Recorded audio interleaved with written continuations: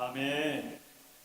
하나님, 우리 호산나 찬양대 세워주시고 예수 그리스도의 십자가를 찬양해 주시니 감사합니다. 아버지, 십자가로 더 가까이 나가게 하여 주시옵소서. 예수님 이름으로 기도드립니다. 아멘. 오늘은 사순절 5번째 주일입니다. 다음 주일은 고난주간이 시작이 됩니다. 예수님 당시에 사형법이 2가지가 있었습니다. 하나는 참수형입니다. 칼로 목을 베어서 처형하는 것입니다. 로마 시민권자나 자유인이 극악한 죄를 지었을 때 이 참수형을 시행했습니다. 십자가형은 노예, 반역자, 살인, 강도 등을 처형할 때 이 십자가형으로 죽였습니다. 이 십자가형은 육체 고통도 심했지만은 본인과 가문의 수치였습니다. 그 가문에서 누가 십자가형을 당했다고 소문나면은 그 가문 사람들은 얼굴을 들고 다닐 수가 없었습니다. 일단 십자가형으로 사형이 확정되면 로마 군병이 그 사람을 사정없이 채찍질합니다. 다는 죽여놓는 거죠. 그리고 사형장으로 끌고 갑니다. 사형수는 자기가 매달릴 육중한 십자가 나무를 짊어지고 행진을 합니다. 사형장은 많은 사람이 볼 수 있게끔 언덕 위에 세워집니다. 그리고 가급적 사형장까지 먼 코스를 택합니다. 왜냐하면 많은 사람들이 보고 경각심을 갖게 하려는 의도였습니다. 오늘 누가복음과 마태복음에 보면은 3가지 종류의 십자가가 나옴을 알 수가 있습니다. 첫 번째 십자가는 예수님 곁에 매달렸던 2 강도가 진 십자가입니다. 이 십자가는 저주와 멸망의 십자가입니다. 모든 죄인들이 져야 할 십자가입니다. 이 십자가형은 사람을 실컷 고문한 후에 산채로 십자가에 못 박아서 죽입니다. 가능한 한 오랜 시간 고통을 주고 피를 말려 죽이는 방법이에요. 차라리 총을 쏴서 죽이든지 목을 베어서 죽이면 빠를 텐데 산 사람을 갖다가 십자가에 매달려 놓고 몸에 있는 물이 다 쏟아져 나오고 피가 쏟아져 나오고 말할 수 없는 고통을 당합니다. 그래서 이 십자가형은 인류 역사상 가장 잔인한 사형법이었습니다. 신명기 21장 22절 23절에 사람이 만일 죽을 죄를 범함으로 네가 그를 죽여 나무 위에 달거든 그 시체를 나무 위에 밤새도록 두지 말고 그날에 장사하여 내 하나님 여호와께서 내게 기업으로 주시는 땅을 더럽히지 말라. 나무에 달린 자는 하나님께 저주를 받았습니다. 십자가에 달린 자는 하나님께 저주를 받은 자라고 말씀합니다. 예수님이 십자가에 못 박히실 때 양쪽에 2명의 사형수가 같이 십자가에 매달렸습니다. 오늘 누가복음 23장 32절에 보면은 행악자라 말씀하고 있고요. 마태복음 27장 38절, 마가복음 15장 27절 보면은 강도라고 기록이 되어 있습니다. 전설에 의하면은 2 강도 이름은 다이스미스, 가이스미라는 그런 전설이 내려옵니다. 그런데 십자가에 달린 행악자 중 한 사람이 예수님을 조롱하고 비방합니다. 야, 네가 하나님의 아들이라며 너도 구원받고 우리도 십자가에서 좀 내려줘. 예수님을 조롱합니다. 비방합니다.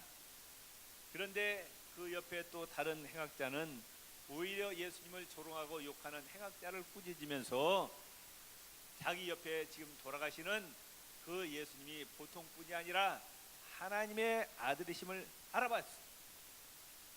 그 예수님을 죽어가면서 예수님을 영접을 합니다.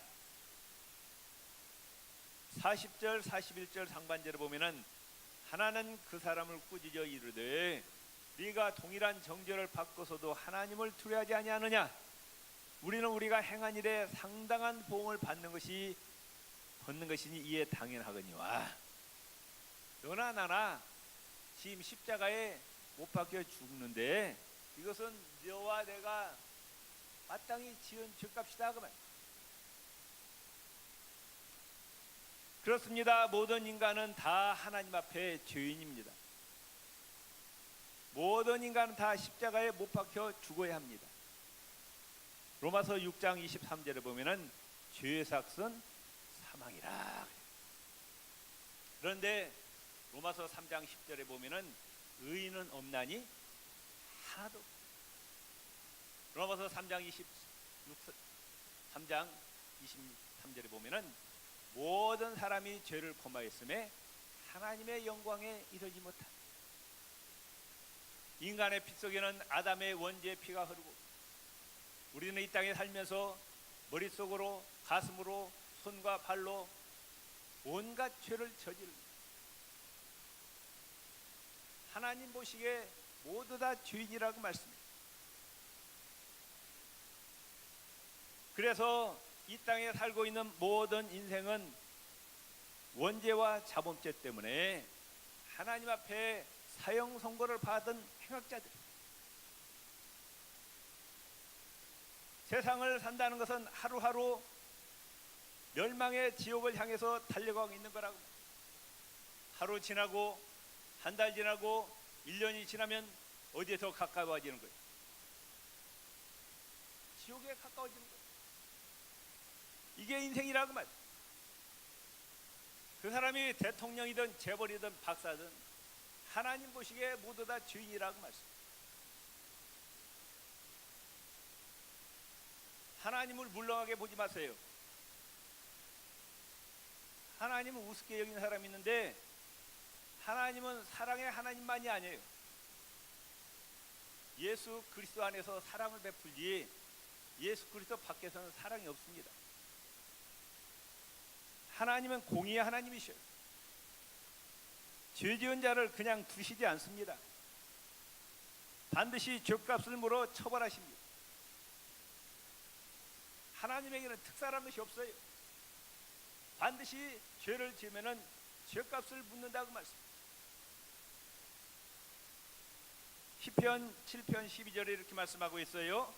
사람이 회개하지 아니하면 그가 그의 칼을 가시며. 하나님 지금 뭘 갈고 있다고요? 칼을 갈고 있어요. 칼을 갈고. 회개하지 않는 자들을 치려고 칼을 갈고 계십니다. 그의 활을 이미 당기어 예비하셨다. 하나님의 활을 이미 당겨놨대요. 쏘려고. 어떤 자를 향해서? 회개하지 않는 자를 향해서 활을 쏘려고 활을 당겨 놓으셨다. 데살로니가서 1장 8절 9절에 하나님을 모르는 자들과 우리 주 예수 그리스도의 복음을 복종치 않는 자들에게 형벌을 주시리니 이런 자들이 주의 얼굴과 그의 힘의 영광을 떠나 영원한 멸망의 형벌을 받으리라. 하나님을 알지 못하는 자, 하나님을 섬기지 않는 자, 예수 그리스도의 복음을 받아들이지 않는 자는 영원한 지옥의 멸망으로 떨어진다고 성경은 경고하고 있습니다. 두 번째, 예수님이 지신 십자가입니다. 이건 대속의 십자가, 구원의 십자가입니다. 예수님이나 예수님 옆에 강도들이나 겉으로 보면 똑같은 십자가예요.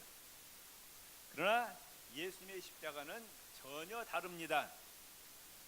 회개한 강도가 나중에 이런 사실을 깨닫고 다른 강도에게 말합니다.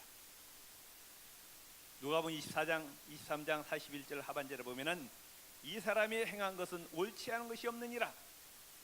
예수님이 행하신 것은 옳지 않은 것이 없다. 회개한 강도가 예수님을 곁에서 지켜보고 내린 결론입니다. 예수님은 의인이시라는 거예요. 원죄도 없으시고 자범죄도 없으신 예수님, 점도 없고 흠도 없으신 예수님, 무음 순결하신 예수님, 그분은 우주 만물을 창조하신 하나님이시고 저와 여러분을 사람으로 만드셔서 이 땅에 보내셨음을 믿으시기를 바랍니다. 그분이 사람의 몸을 입고 이 땅에 오셔서 우리 대신 십자가에 지셨다. 예수님 오시기 전 700년 전 구약의 이사야 선지자는 이런 예언을 합니다. 이사야 53장 4절 5절을 보면은 아마 하나님께서 이사야 선지자에게 앞으로 700년 후에 이루어질 예수님의 십자가 사건을 환상으로 보여주신 것 같아요. 700년 후에 이루어질 이사야 53장 읽어보면 꼭 십자가 그 사건을 촬영해서 기록한 것 같아요. 그는 누구는 예수님은 실로 우리의 질고를 지고 우리의 슬픔을 당하였거늘 우리는 생각하기를 그가 징벌을 받아 하나님께 맞으며 고난을 당한다 하였노라. 무지한 자들은 생각하기를 예수님이 지금 십자가에 저런 고난을 받는데 예수님이 하나님 앞에 죄를 지었기 때문에 저런 고난을 받는다고 사람들이 생각한다는 거예요. 그러나 따릅시다. 그가 찔림은 우리의 허물 때문이요 그가 상함은 우리의 죄악 때문이라. 이사야 선지자가 이미 700년 전에 예언하셨다 그 말씀. 예수님 십자가에 달리시기 전에 예수님이 창에 찔리시고 십자가의 고난을 당하신 것은 바로 우리의 허물과 우리의 죄악 때문이라고 이사야 선지자가 예언하고 있습니다. 한마디로 말하면 예수님의 십자가는 원죄와 자범죄 때문에 하나님과 단절되고 하나님의 저주받고 진노로 영원히 멸망당할 인류를 대신해서 누가 죽어야 되는데 그 십자가에서 내가 죽어야 되는데 누가 예수님이 대신 죽으신 대속의 십자가라고 말씀.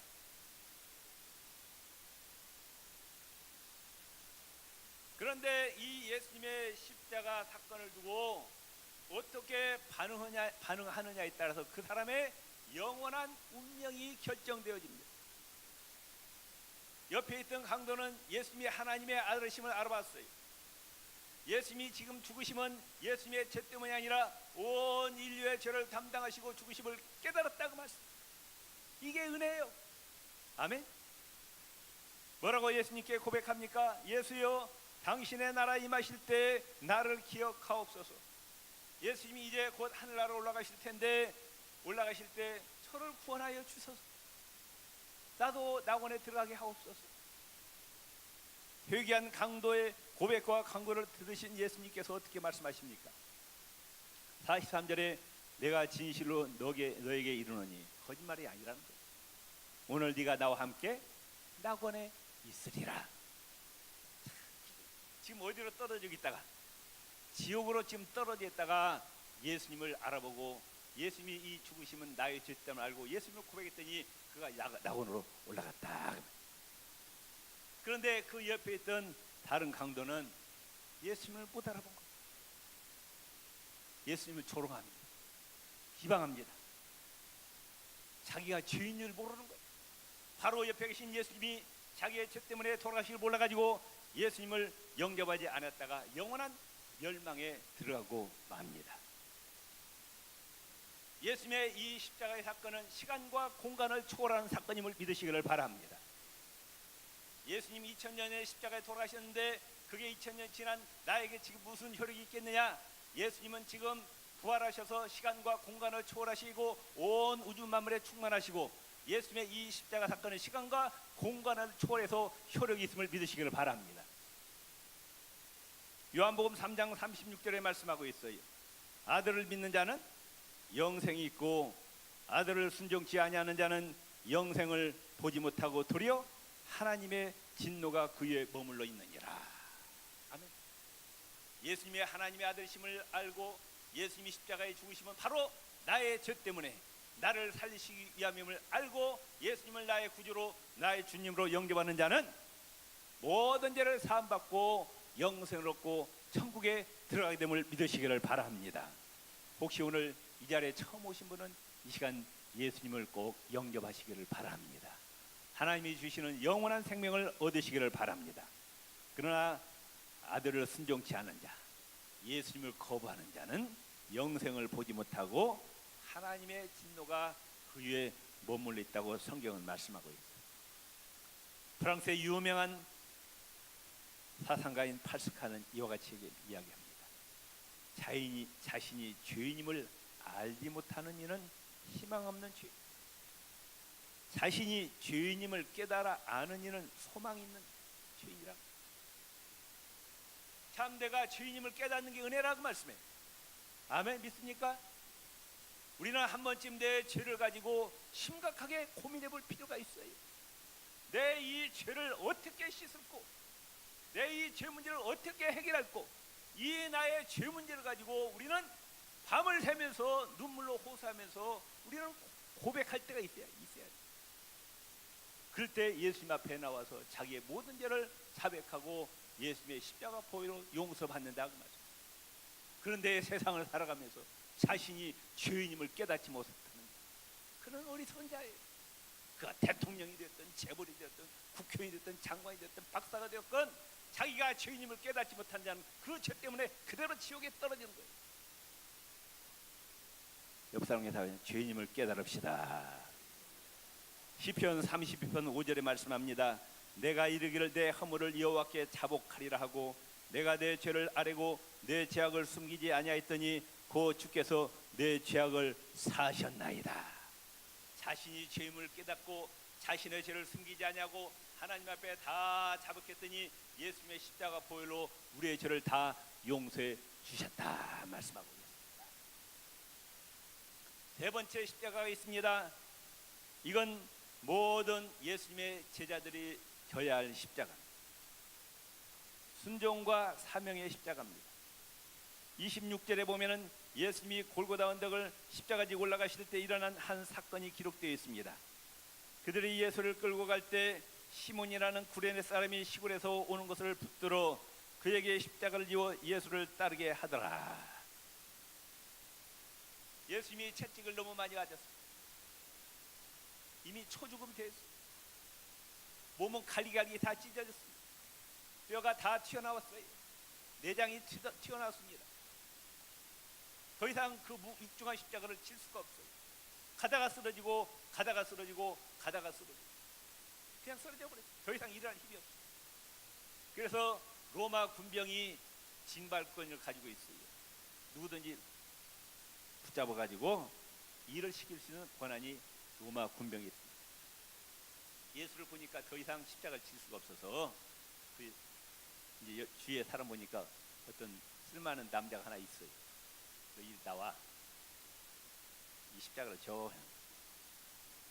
어디서 왔느냐면 구레네, 요즘 말은 아프리카 리비아에서 와요. 살기는 아프리카 리비아인데 유대인입니다. 지금 그 사람도 여기까지 오느라고 피곤해요. 지쳤어요. 그런데 그 로마 군병한테 뽑혔다고 말씀해요. 기분이 좋았을까 안 좋았을까? 더럽게 재수없네. 왜 내가 뽑혔냐고 말씀. 아마 재수없다고 수덜거렸어요. 그런데 놀라운 사실은 이 구레네 시몬이 자원에서 찐 것이 아니에요. 기쁨으로 진 것이 아니에요. 어거지로 지었어요, 십자가를. 그런데 그의 인생이 180도로 바뀝니다. 성경을 보면은 마가복음 15장 21절에 구레네 시몬을 알렉산더와 루포의 아버지라 이렇게 소개되어 있습니다. 로마서 16장에 보면 사도 바울이 로마 교회 편지를 보내면서 마지막에 예수 그리스도의 복음과 교회를 위해서 수고하고 헌신한 자들 이름이 쫙 열거가 되었는데 로마서 16장 13절에 보면은 루포의 어머니가 나와요. 교회를 위해서 수고한 그 수고자들의 명단에 루포의 어머니가 나옵니다. 루포가 누구예요? 구레네 시몬의 아들이에요. 그러니까 억지로 십자가를 졌는데 결국 십자가를 진 구레네 시몬도 예수 믿고 그의 부인도 예수 믿고 두 아들도 예수 믿고 초대교회 지도자가 되었다 그 말씀. 아멘. 옆 사람이 답시다. 억지로라도 십자가를 지면 하나님의 구원과 축복이 임합니다. 아멘. 자, 우리 어깨는 다 누구에게나 예수 믿는 사람들은 뭐가 있다고요? 십자가. 아멘.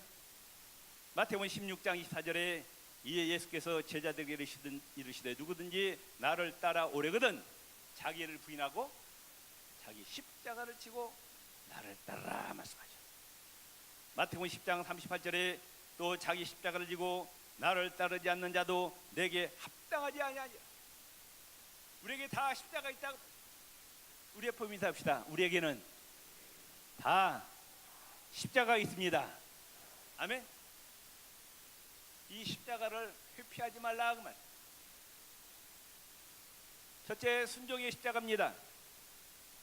하나님 말씀이 내 생각과 달라. 이 하나님 말씀에 순종하면 내가 손해볼 것 같아. 마음에 안 들어요. 그래서 어떻게 해야 돼요? 내 뜻을 포기하고 하나님 말씀에 순종하는 것이 바로 순종의 십자가라고 말씀. 하나님께서 아브라함에게 이삭을 제물로 바치래요. 얼마나 가슴이 무너졌겠어요. 100세 겨우 아들 하나 얻었는데 그걸 제물로 바치라는 거예요. 그런데 자기의 뜻을 다 포기하고 아브라함은 하나님께 이삭을 제물로 바쳤더니 하나님께서 하늘과 땅에 모든 복을 다 쏟아 부어주셨다. 있습니까? 비그람 목사님은 이렇게 얘기합니다. 십자가를 진다는 것은 어떤 대가를 치러서라도 예수 그리스도의 편에 서는 것을 의미한다. 아멘. 우리는 누구 편에 서야 돼요? 예수님 편에 서시길 바랍니다. 어떤 손해가 있을지라도 어떤 희생이 있을지라도 예수님 편에 서면은 예수님이 우리 인생을 책임져 주심을 믿으시기를 바랍니다. 두 번째, 사명의 십자가가 있어요. 예수님이 다시 하늘나라로 올라가시면서 우리에게 사명을 주셨어요. 무슨 사명이에요? 예수님의 이 복음을 전해서 아직도 예수 믿지 않고 지옥으로 떨어지는 그 멸망당하는 영혼을 구원하라는 사명을 주셨어요. 이 사명을 한시도 잊지 마시기를 바랍니다. 아멘. 우리 그리스도인은 세상의 헛된 부귀영화를 바라보지 마세요. 우리는 누구를 바라봐야 되느냐? 아직도 예수 믿지 않는 영혼들, 그 불쌍한 영혼들을 바라보고 그 예수 그리스도를 복음을 그들에게 전해서 천하보다도 귀한 영혼을 살리시기를 바랍니다. 아멘. 그 복음을 위해서 교회를 세웠습니다. 교회에 직분을 주셨습니다. 교회 안에 이 직분을 감당하는 이 사명 감당하기 쉽지 않아요. 손해봅니다. 시간 손해봐요. 건강 손해봅니다. 물질 손해봅니다. 노력을 희생해야 됩니다. 아멘. 그러나 억지로라도 이 사명을 감당하시기를 바랍니다. 그럴 때 하나님께서 축복해 주시는 거예요. AD 64년 네로 황제가 로마에다 불을 질러버렸습니다. 로마 시내를 다 태워버렸습니다. 그리고 그 책임을 누구에게 돌렸느냐? 기독교인들이 불릴렀다고 소문냈어요. 기독교인들을 잡아 죽이는 거예요. 사자법에다가 불에 태워 죽이고. 이때 베드로가 살기 위해서 로마를 빠져나갑니다. 도망갑니다. 한참 길을 가고 있는데 저 앞에서 누가 나타나요? 가만히 보니까 누구예요? 부활하신 예수님이, 승천하신 예수님이 나타나셔서 베드로가 깜짝 놀라서 여쭙니다. 주님 어디 가세요? 그 뭐예요? 유명한 코바디스 톰이네. 영화 코바디스 톰이네. 주님 어디로 가십니까? 예수님 말씀하시는 거예요. 너 십자가 지기 싫어서 네가 도망가지. 나는 네가 질 십자가를 다시 지기 위해서 로마로 들어간다. 베드로가 그게 꼬꾸라졌고 다시 로마로 들어간 거예요. 십자가에 매달려 죽었어요. 그러면서 유언합니다. 나는 예수님처럼 올바로 십자가에 매달릴 수 없다. 나를 십자가에 거꾸로 매달아 죽이라. 그래서 베드로는 십자가에 거꾸로 매달아 죽였어요. 그러나 사람들은 누구나 고난을 싫어해요. 편하게 살고 싶어요. 안락하게 살고 싶어요. 그러나 지난주에 설교했지만은 예수 그리스도의 복음을 위한 고난, 하나님 나라를 위한 고난은 복되고 아름다움을 믿으시기를 바랍니다. 로마서 8장 17절 18절에 말씀하고 있어요. 자녀이면 또한 상속자 곧 하나님의 상속자요 그리스도와 함께한 상속자라. 우리의 신분이 누구냐? 우리 옆 사람 손을 꽉 잡으시고, 우리는 옆 사람 다 저보고 말고 옆 사람 보고, 우리는 예수님 안에서 하나님의 자녀가 되었습니다. 우리는 천국을 상속받습니다. 아멘. 믿습니까? 성경이 그렇게 말씀하고 있어요. 우리는 하나님의 자녀래요. 천국을 상속받을 자래요. 한번 생각해 보세요. 우주 만물을 창조하신 전능하신 하나님이 하나님의 자녀들 위해서 한 나라를 예비했는데 하나님의 최고의 솜씨로 만드는 나라가 하나님 나라라고 말씀해요. 아멘. 그 하나님 나라를 상속받을 자라고 말씀. 우리가 아멘. 우리가 그와 함께 영광을 받기 위하여 고난도 함께 받아야 할 것이니라. 예수님처럼 천국에서 영광 받기 위해서 우리도 복음을 위해서 십자가를 지어야 된다고 말씀하고 있어요. 생각하건대 따릅시다. 현재의 고난은 장차 우리에게 나타날 영광과 비교할 수 없도다. 이 땅에서 복음을 위해서 교회를 위해서 시간 바치고 물질 바치고 몸 바쳐 충성한 이 고난이 이제 예수님 다시 올 때 하나님 나라 갈 때 계산할 수 없을 만큼 하늘나라의 찬란한 상급과 면류관으로 갚아주시는데 현재의 고난과 장차 우리에게 나타날 영광과 비교할 수 없을 정도 천배 만배 백만배로 갚아주신다고 말씀 믿습니까? 아멘. 십자가가 세 종류가 있습니다.